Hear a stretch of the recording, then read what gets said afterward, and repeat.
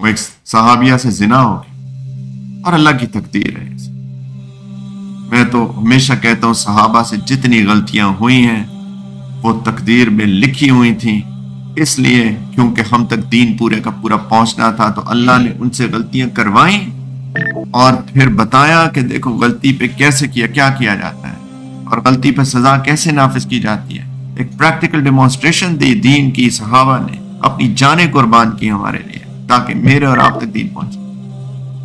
उनसे जिना हो गया और ऐसी शर्मिंदगी और तौबा और नदामत की कैफियत में चली गई वो। इसकी एक पूरी दास्तान, बार बार तशरीफ लाई, बार बार अपने आप को पेश किया, या रसूल अल्लाह मुझे सजा दीजिए, मैं ऐसे नहीं अल्लाह के पास जाना चाहती, मुझ पर हद नाजिल कीजिए, हद नाजिल कीजिए, हद नाफिज कीजिए, हद नाफिज कीजिए। फिर आखिर उन पर रजम किया गया।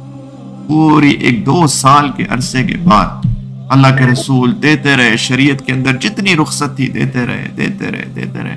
अभी तुम हामिला हो, अभी बच्चा छोटा है, अभी तुम उसको तुम्हारी जरूरत है, उसको दूध पिलाओ। पूरी शरीयत के अंदर जो रुख्सती देते रहे वो अल्लाह की बंदी आती रही, आती रही, आती रही, पेश करती रही। फिर आखिर जब सब रुख्सतें खत्म हो गई तो अल्लाह के रसूल ने हुक्म दिया, अब मैं क्या करूं, रजम कर दिया। उनका इंतकाल हो जाता।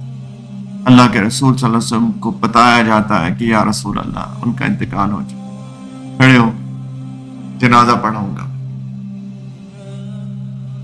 मैं जनाजा पढ़ाऊंगा, मैं उसकी मगफिरत की दुआ करूंगा। यही तो है जनाजा। उमर रज़ी अल्लाह ताला अन्हु सीख रहे थे सारे, या रसूल अल्लाह आप एक जानिया का जनाजा पढ़ाएंगे।